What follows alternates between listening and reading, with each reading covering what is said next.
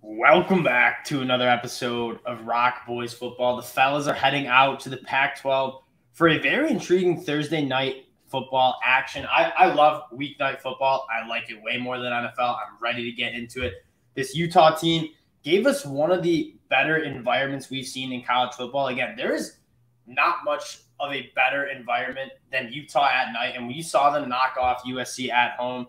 That was a really special moment. That's what college football is about. They're going on the road here and playing a Washington State team that I still don't really know how I feel about them. The last couple of weeks, they've really been struggling on the offensive side of the ball, only scoring 14 against USC, only scoring 10 against Oregon State. The defense has been surprisingly very, very good, and I think this will be a competitive matchup. We talk about Cameron Ward, one of the more talented arms we've seen in college football. Again, I just think that offense is a little bit sputtering out. Excited to get into this one. But again, before we get into it, I just want to say thank you guys for the support you guys have shown the channel. Again, over 2,000 subscribers. Absolutely insane. We love making these videos. And again, if you like the content, consider subscribing to the channel. That helps the boys out. The support means a lot. Dill, without further ado, what are your early takes on this game here? Yeah, I think Utah, to me, has had a little bit of a disappointing season in terms of what I was expecting out of them. I think – and I imagine what they were expecting out of themselves coming in as the top 5 or top 10 at least preseason team. But at the end of the day, they lost a lot of guys on defense, especially in their front seven, and I think that's showing. They're not beating teams up physically. They couldn't really rush the passer that well against USC, which is kind of what makes me think I don't think Washington State is that far away from Utah. Like, I do think Utah's a better team right now, but I don't think it's nearly as much as I think maybe some people think. Yeah, this Utah team, this was a team we were extremely high on coming into the summer, scouting them. But again, when you lose a guy like Devin Lloyd, somebody who just when you look at the box score and when you watch the games, I mean, he was the most important player on that Utah defense, and it wasn't even close. You had good guys like Clark Phillips on the back end. What Devin Lloyd did for that defense was next level dominant, and he's carrying that into the NFL. And yeah, Utah's kind of struggled on defense, kind of replacing it. And then on the offensive side of the ball, the one thing that's standing out for an uncharacteristic Utah team is they're not running the football as well as you would have thought. I mean, Tavion Thomas, one of the best running backs in the country, I still think he is one of the best running backs in the country, only averaging 4.5 yards per carry. A lot of the weight has been put on Cam Rising. That being said, Cam Rising is playing some of the best football we've seen. I think he's one of the better quarterbacks in the country. Look at his numbers, completing almost 70% of the balls, 15 touchdowns, only 3 interceptions. And he's also getting it done on the ground, averaging 6.5 yards per carry. When you're asking me for kind of my take on this game, I'm looking at the two quarterbacks. You ask me what quarterback I trust more, it's Cam Rising. Yeah, and that's the thing. I think, and I mean, that to me, that's not exactly where Utah wants to be offensively. Yes. Having to throw as much as they do, especially because if you look at the receiver group, it's very deep. Valet is the only guy who seems to be the dependable target with the wideouts, and your tight ends are good. Yes, Dalton Kincaid put on just an absolute show, but it's really hard to throw the ball really effectively and really consistently to beat a team like a UCLA or an Oregon or those top end teams in the Pac-12 when you can't really run the ball super effectively and you don't really have a ton of playmaking ability on the edge. Yeah, Dalton Kincaid has done a really good job kind of being that hybrid wide receiver, kind of a jumbo slot kind of guy. And what he did against USC was nothing short of special. I mean, just putting that offense on his back. Whenever there was a big play to be made, Cam Rising was going to Dalton Kincaid, and it was working. Now you're going on the road to a Washington State team that has been extremely stingy on defense. I mean, you look at the numbers they've done, only allowing their opposing teams to average 3.5 yards per carry. I think of this game, and when you're looking at picking a winner, if you're looking at Utah covering the 8 points, can Utah establish that run, something that they haven't really done that effectively?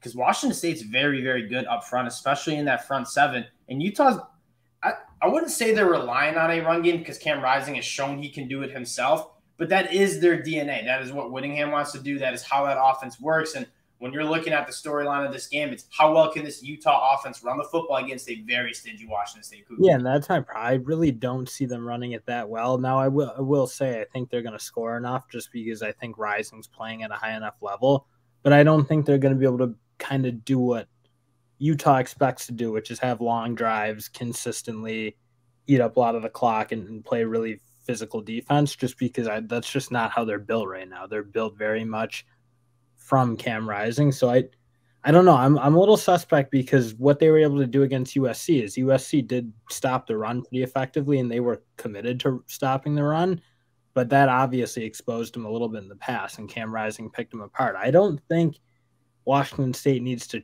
try that hard to stop the run. I just think they're a better physical front seven. I mean, they obviously got the linebacker transfer is awesome. And yeah, he's been phenomenal. And I don't think they need to play it like USC, where USC pretty much had – I mean, USC can't stop the run on anybody. He stopped it against Utah and just said Cam Rising beat us, and he did it. And I think Washington State will be able to play him a little more straight up. And that's going to be the issue on the offensive side. Having said that, I don't think Washington State's going to score enough points to beat this Utah team. That's where we'll go to next. This Washington State offense, we were talking a little pre-show. It was kind of, I wouldn't say gimmicky, but they had a lot of these looks. It's an offense that you kind of need to see some of the film to know how to stop. And I think you're seeing teams do that. Like what Oregon State and USC were able to do against this Washington State Cougars offense.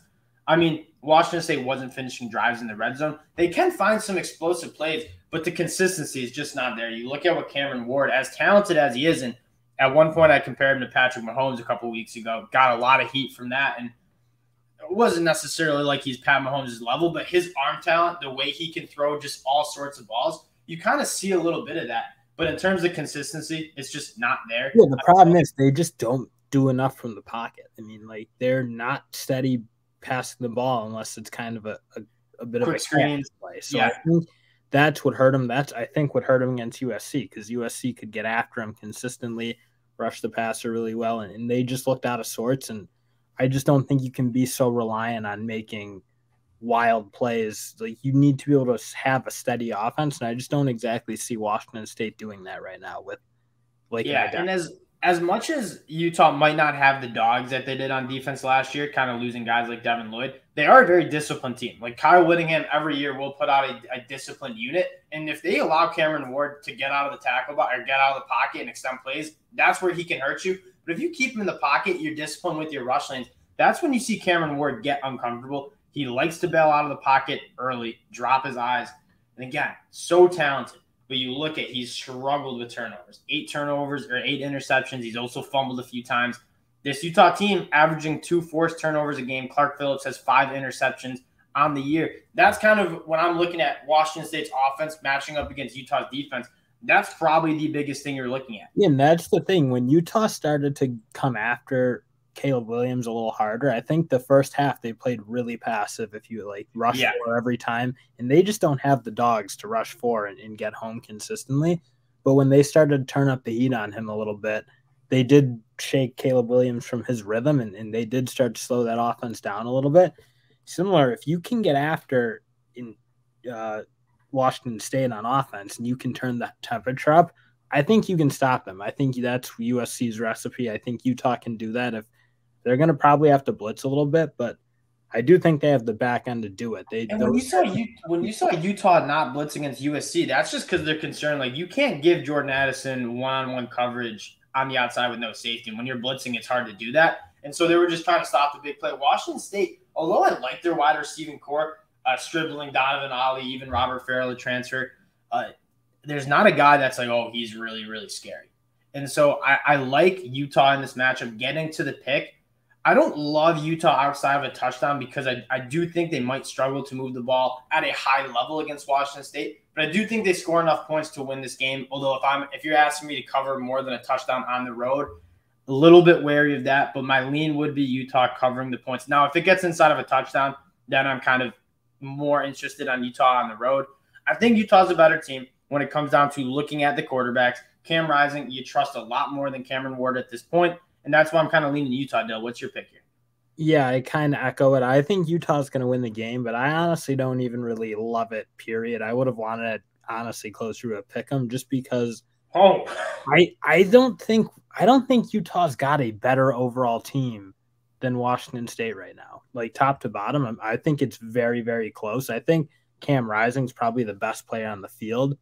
But that matters so much. I don't think Utah is as much better everywhere else than Washington State. I think is really pretty good. Honestly, I think what's hurt them is the consistency from Cameron Ward as much as anything. But elsewise, yeah, I think they have a few playmakers, not like at the level of the USC, but I think they got guys who can make plays on the edge. I think the defense, especially the front seven, is great. Yeah, you can attack the secondary a bit, but I don't know. I don't think this game is as far away everywhere else, maybe besides quarterback, than I think a lot of people think. Yeah, but whenever you see a quarterback like matchup that's kind of in my mind, as much as I do like Cameron Ward's talent as lopsided, I'm riding with the better quarterback, and that's Cameron Rising. So I feel pretty good about Utah. I don't know if I want to take them outside of covering a touchdown, but I do like Utah to win this game on the road. That'll do it from the boys again. We appreciate all the support. If you do like the content, consider subscribing to the channel. We really do appreciate y'all, and we will talk to y'all later. Peace.